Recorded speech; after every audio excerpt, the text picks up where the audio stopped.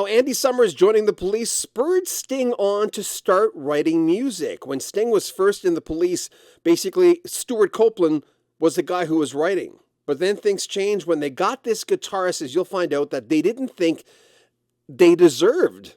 They had nothing, they felt, to offer him. But see how things changed when Andy Summers became the new guitarist of the Police in the early days. So we starved for the next year and a half. And I told him I had songs, which kind of I did. They were crap songs that I wrote, basically bass lines with yelling. And the miracle is that he stuck with it because he's a serious musician. Music is really important to him. And yet somehow our personal bond, that groove that we had as a rhythm section, held on to him because we didn't have Roxanne. We didn't have Message in a Bottle. He hadn't started writing songs yet. And we weren't getting anywhere until we ran into Andy Summers at a session. We were the hot rhythm section.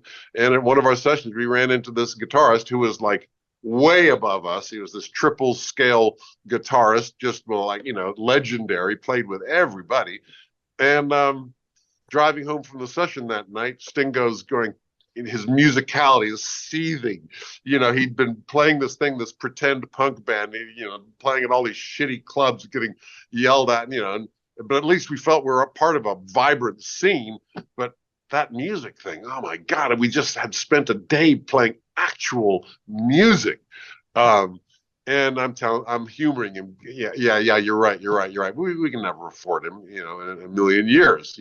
Why would he, join this band? We're going nowhere. I didn't say that.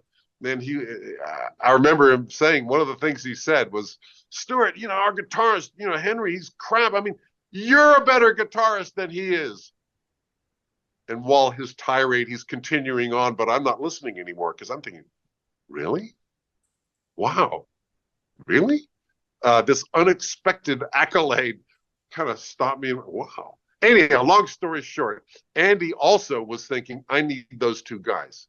And he had done enough sessions where he was a sideman. He wanted to be on the album cover. He wanted to be a part of the creative process, to be in the band, not a hired gun, And for some reason, he chose Andy and Sting and I, with this fake punk band going nowhere.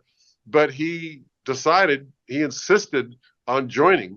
And I tried to talk him out. I said, dude, we haven't got any management. That's me on the phone. We haven't got a record company.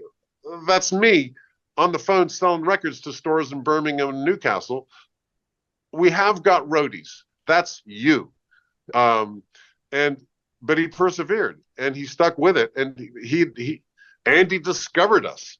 And as soon as Andy joined the band and he had that musical sophistication, that harmonic knowledge, chords and everything like that, as soon as Sting heard that, his ears pricked up. He said, okay, I'm going to write some songs now. And he did.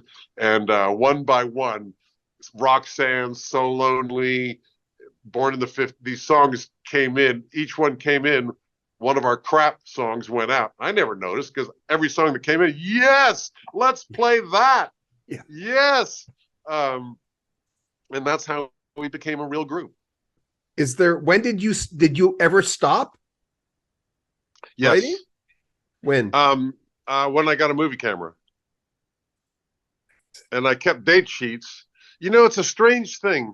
And we all got cameras. I got a movie camera, and Sting and Andy both got cameras.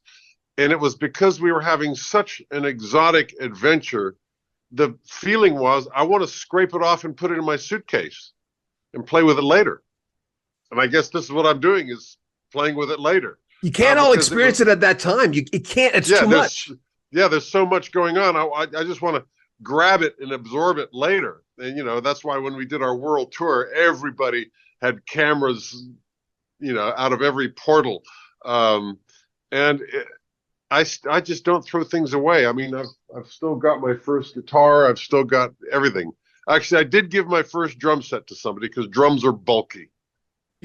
Speaking of your diaries, Simon Phillips, last time I talked to Simon, I said, I heard a rumor that you're writing a book. He says, he kept a log of all his sessions, and that's how he does it. So he can remember it. So sometimes, if you write a couple of lines from a dream, it all comes back. It all comes back. What's one of your drum sets on that buy and sell store or whatever that was? Someone bought one of your old drum sets. Didn't you make an appearance Oh on that? yeah, I did. The drum sets. Strangely, I'm attached emotionally to my guitars, my daddy's trumpet. I've got also the world's largest collection of the cheapest instruments money can buy. I'm an eBay fanatic. I love instruments, but the drums somehow I just bang them.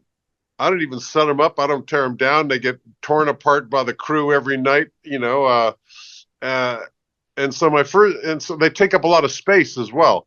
And so rather than just having them, I actually offered them to my son. I gave them to my son, and he auctioned them. Um, but what I first said to Jordan, my son, you're the musician of all my 7 children, and I think you should be the custodian of the drum. And he writes back to me saying, Dad, my heart is heavy with joy at this great honor. uh, I, I, I haven't got that much space here with my 2 kids and all my own musical gear, and a drum set I kind of don't need. Wow. By the way, I saw you guys in 1980 with XTC. I always wanted to tell you this. Edmonton, you did a signing before the show. I got into an accident on the way to the signing. After the concert, 73 Camaro. After the concert, my then girlfriend, future wife, and now ex-wife, totaled the car. Then we saw the real police after. So there you go. Always wanted to tell you that. A full night. Yeah. night. I do remember Edmonton because I remember the talk of the time was as we're flying into Edmonton, flying over you can literally see the city growing. That was not that I could out of the window of an airplane, but I mean that was the vibe of Edmonton at the time. God, you remember that? Yeah, it was bustling. We'll have more from Stewart Copeland in the next few days. His brand new book is called Stewart Copeland's Police Diaries. As I've mentioned before, it's kind of cool. There's actually diary pieces in the book. Oh, there's his journal again. You can pick it up via the links in the description. Make sure you comment on our videos, subscribe to our channel, and share our videos. There are links at the very top of the channel where you can make a donation. If you feel like you want to support the channel, you can join our Patreon, get early access to all our videos. Right now on Patreon, the entire interview is on there. So if you're a member, you always get early access to all the interviews, and there's so much coming up that we're going to present to you. Remember, like our videos, share them on social media, and of course, subscribe. I'm John Bowden. This is Rock History Music. Take care of yourself.